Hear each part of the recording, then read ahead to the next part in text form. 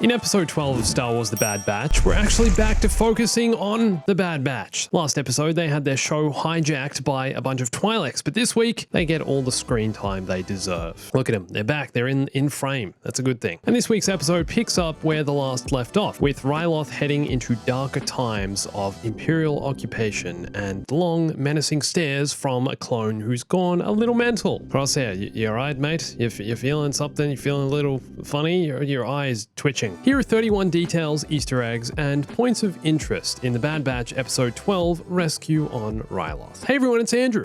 We start this week's episode in a prison cell, with Cham and Hera Syndulla, along with Gobi Glee, being held captive for the attempted assassination of Senator Orn Free Tar. They were, of course, set up by the Empire, and Orn Free Tar is completely corrupt. I mean, look at the man. Would you trust this man? No, of course not. What are you? And the fact Rampart refers to it as the attempted assassination, inverted commas, is important here because it implies that even though he was shot in the head, Orn Free Tar is not dead. No idea how that's even possible. Some people saying he was shot in the leku, those fleshy things the Twi'leks have instead of hair, and that's how he survived. But dude, get shot in the head, still alive? What? How are we supposed to know?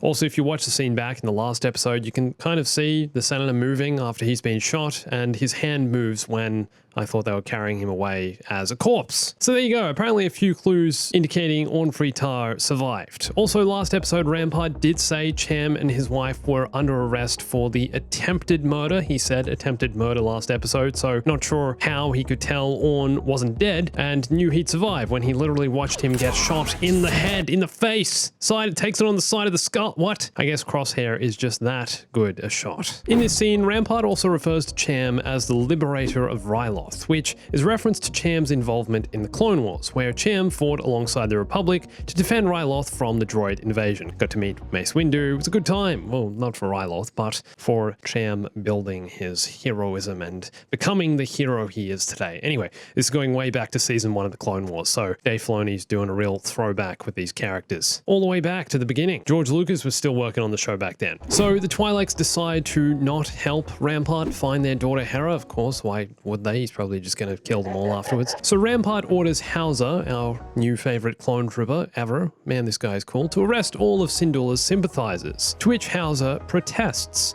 arguing the people are not insurgents. Sir, the people are not insurgents.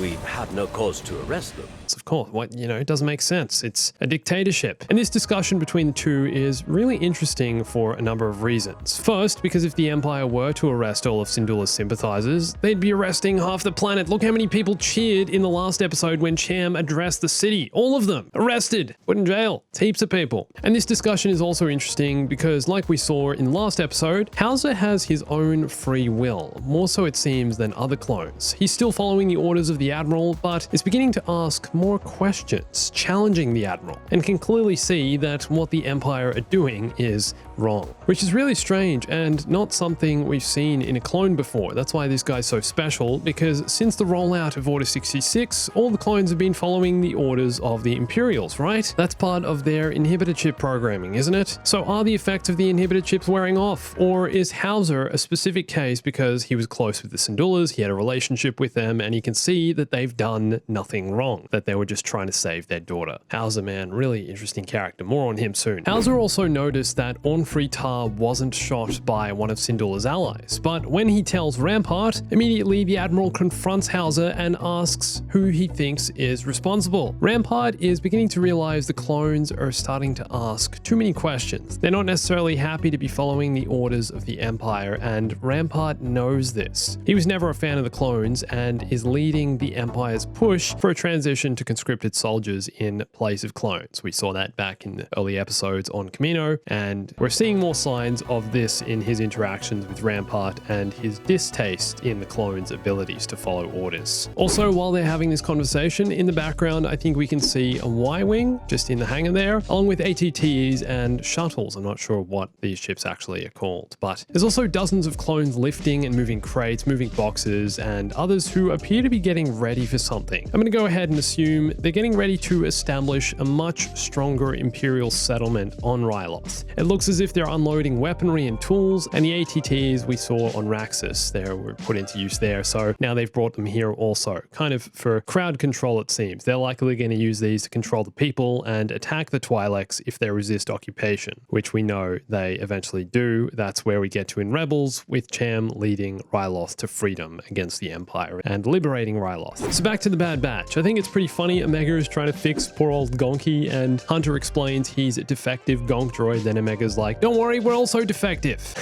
I love how droids aren't supposed to have feelings in Star Wars, but they clearly do. So they get a call from Hera asking to come save her parents. Hunter's like, you gave her our comms channel? Omega, what were you thinking? She's so sneaky.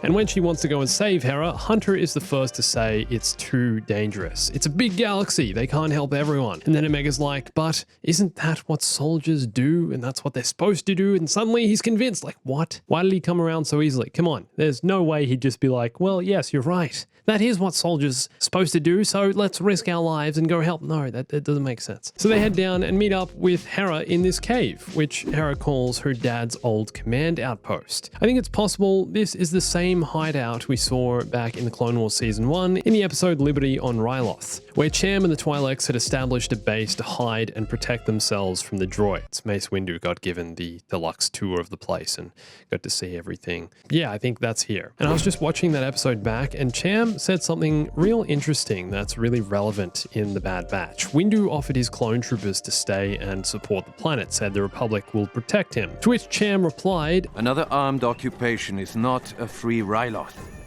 How long before I am fighting you, Master Jedi? Although he didn't end up fighting the Jedi, it's ironic that he predicted they'd eventually be fighting or be occupied by the clones, as we see here in the Bad Batch. Senator Tarr in this episode even promises that the clone army will leave Ryloth once the planet is free from separatist droids, and how wrong he was also. I think it's also interesting to note that when Hera tells the Bad Batch who her father is, Tech recognizes the name. He probably has seen it or read Cham's name in a Republic archive from the Clone Wars. Also, Omega basically makes the decision for the Bad Batch to help Hera, even though Hunter still isn't happy about it. She's in charge of this squad, isn't she? She's leading the charge. She's making the decisions. Probe droids are back, you might have noticed. Good old Empire Strikes Back first appearance. Also, look at all the different colored Twi'leks. There's red and green and blue and so many colors. What a diverse, vibrant species. They seem to have a lot of town meetings in this place, don't they? Always gathering in the city square, everyone. Are these all the people that live here? Is the Empire televising this to everyone who stayed at home? Because I feel like a lot of people would be missing out. There's only so many people who can show up for these things. What if you're old? You can't walk, you know? So Rampart addresses the city and confirms that Orn-Free Tar is in fact alive. They're still recovering from the attempted assassination, or rather recovering from being shot in the head. Apparently his condition continues to improve after this. And I also just found out that Senator Tarr actually makes an appearance later in the timeline following the events of the Bad Batch. In the Lords of the Sith novel, he escorts Vader and Palpatine to Ryloth, and that's set in 14 BBY, and the Bad Batch is set in 19 BBY 5 years earlier. So he survives the Bad Batch, but he doesn't seem to make it to Star Wars Rebels, so something happens in between. So Tech refers to the Imperial occupation of Ryloth being similar to what they saw on Raxus, to which Echo replies, but Ryloth isn't a separatist world, so what do the Empire want on Ryloth? Well, as was mentioned in the last episode, the Empire is setting up refineries all over the planet to begin mining dunium, a metal which will be used to construct the Death Star. So this probe droid is spying on the Bad Batch, and in its viewfinder, this writing at the bottom says playback. Also, Hunter notices the droid with his Hunter instincts. Finally, and goes and stabs it Republic Commando style with a stab. So the fact that probe droids saw the Bad Batch means the Empire know they're here, and as soon as Hunter learns this, he's ready to leave. He wants to get out of here. He says it's too dangerous, and more money doesn't matter if they're all dead. He's a man of common sense. Good stuff, Hunter. And so he offers to take Hera off-world to safety. Omega's having none of it though. Like I said, she's in charge here, especially in this episode. We're seeing more of her influence over the Bad Batch, and she's really proving her value. Omega says that Hera is just trying to save her family, and I'd do the same for you, Hunter, so why don't we help Hera? A lot of influence, this kid, I'm telling you. Alright then, this next scene between Rampart and Howzer is pretty funny. Listen to this. No, Howzer. Some isn't good enough. I want all of Syndulla's supporters found. So it seems as if Howzer is trying to limit the amount of people he's, rounding up and getting his clones to actually arrest, because, that doesn't make sense. The clones arresting the people just for, what, cheering in a crowd. Doesn't make sense. Anyway, Howzer warns Rampart of an uprising, which is yet another hint at his free will and more of what's to come, and him going against his inhibitor chip programming. More on that soon. Crosshair then informs Rampart that Clone Force 99 have arrived and are probably stuck in it, causing some trouble. But Crosshair is currently in charge of finding Hera. That's his job, that's his squad's job, and he is yet to do so. So Rampart warns Crosshair to stay on task and actually find her before he starts gallivanting off and finding the Bad Batch, who are, special ops. If you can't even find a kid, how are you going to find professionally trained spec ops clones? It's not going to happen. And then we get this long stare between Crosshair and Howzer. A bit of a face-off, a bit of more of what's to come. I feel like Howzer is going to have something to do with Crosshair's fate. Will Crosshair survive? Will Howzer survive? I guess to Crosshair, Howzer is just another reg, right? He's just another regular old boring clone, and Crosshair doesn't trust anyone. As Omega tries to comfort Hera and convince her that Hunter will come around to the idea of actually saving her parents, she acknowledges Hunter and the Bad Batch as her brothers. And as far as I know, this is the first time she's actually acknowledging this and actually saying that, hey, yeah, they're my clone brothers. And this next scene is really something interesting. Howzer has come to see the Syndullas in jail and is facing them and laying down the facts. He says they attacked an Imperial convoy and,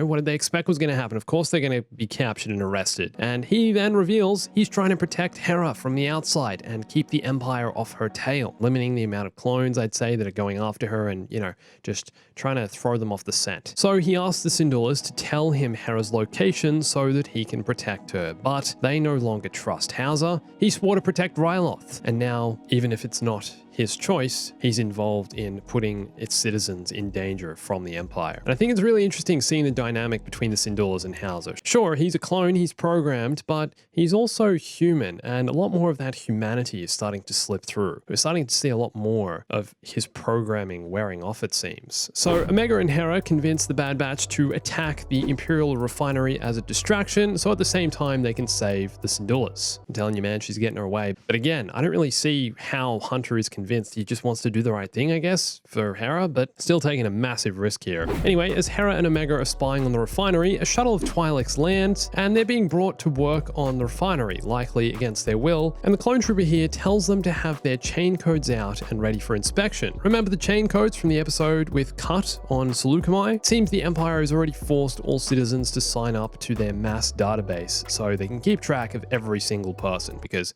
all the Twi'leks have chain codes, so they've already done that process here. Throughout the galaxy, they've been doing this over the past few weeks. So unfortunately, Chopper fails to disable the auto turrets. He's not as good a hacker as R2, it seems. Also, the auto turrets you might recognize as the turbo lasers from the Death Star. So Hera and Omega commandeer an Imperial shuttle, and Hera gets her wish, which foreshadows her future. She's always wanted to be a pilot and even gets to perform the takeoff, which Gobi Glee didn't let her do in the last episode. As the eventual pilot of the Ghost in Star Wars Rebels, it's cool getting to see the first time she actually gets to properly fly a ship and, form some action. So they disable the turrets, then Tech flies in with the Bad Batch's shuttle, Wrecker jumps into Omega's bedroom, the rear cannon, and shoots out all the turrets. And this creates the perfect distraction. Back in the city, Howzer races in to inform Rampart that the refinery is under attack, and Rampart instructs Howzer to stay and guard the capital, which is important because this influences Howzer's decision on what to do next. Now, here it seems like Crosshair is almost being a little force sensitive or just,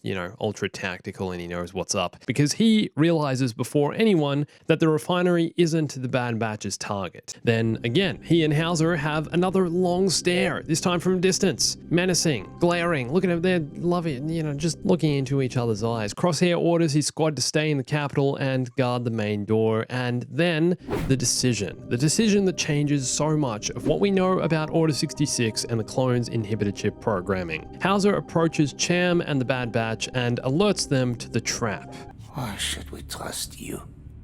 Because I'm on your side. He says that what the Empire are doing is wrong. Howzer has his own free will. He's not following the Imperial's orders. He's gone rogue and is basically defecting from the Empire and from the clone army, it seems. It'll be interesting to see if we see more of this in other clones throughout the galaxy as part of the transition to stormtroopers and conscripted soldiers. Is this the clones' downfall? Is this why the Empire no longer wants to use clones because they can't be relied on anymore because they're not going to follow orders? Howzer makes the decision to stay on Ryloth and get through to his men. And as the Bad Batch leave, Hunter stops to look at Howzer. Is he confused about Howzer's decision, or is he thinking about something else, wondering, questioning why? It's very intriguing. Then Howzer confronts his brothers and gives one of the most epic clone speeches. He talks about how they came to Ryloth to free the planet from Separatist control, and they succeeded. And now they're being ordered to target the people they swore to protect. So does this mean Order 66 only made the clones hunt Jedi? Well, no, not really, because look what happened to Wrecker a few episodes ago when his chip triggered. He referred to enemies of the Empire, right? He was talking about that, and that's why he tried to kill the Bad Batch and Omega, because they were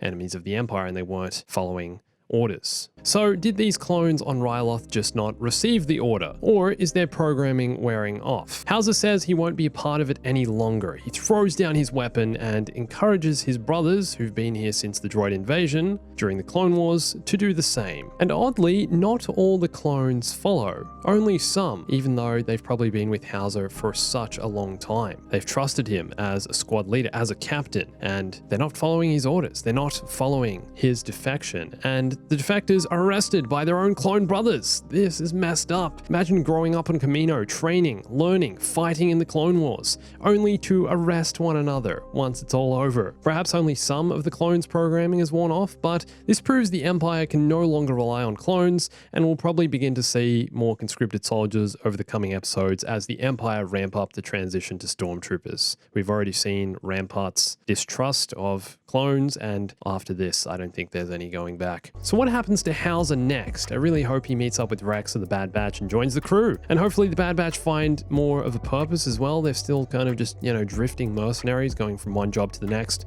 while protecting Omega. Haven't really found their place yet. And Hunter is just kind of like, yeah, I just got to look after my squad, and that's kind of my job at the moment. But they're not really involved in the rebellion, are they? So the Bad Batch escort the Syndullas to Pantora. That's where we are at the end. And with the Syndullas safe and ready to leave the planet and embark on their own journey. It seems like Hera and Omega will meet up again at some point as well, maybe next season, and we'll hopefully see what happens to the Syndullas before the events of Star Wars Rebels. But get a real sweet moment here between Hera and Omega as they depart and leave one another and say goodbye. And right at the end, Crosshair requests permission to hunt down the Bad Batch, to which Rampart replies, Granted. At this stage, I think it really feels like there's no way back for Crosshair. He's now 100% a villain. I really can't see a redemption story for him. He won't have his chip removed and will probably end up dead at some point. But we'll have to wait and see for that. In the meantime, were there any details you noticed in this episode that I missed? If you could, let me know in the comments. And for more Bad Batch, you can watch one of these videos here and Star Wars as well, and follow me on Instagram, Twitter, and join my Discord for more Star Wars gaming, news, updates, everything you need. And thanks for watching this. My name's Andrew. I'll catch you soon. Stay bombastic.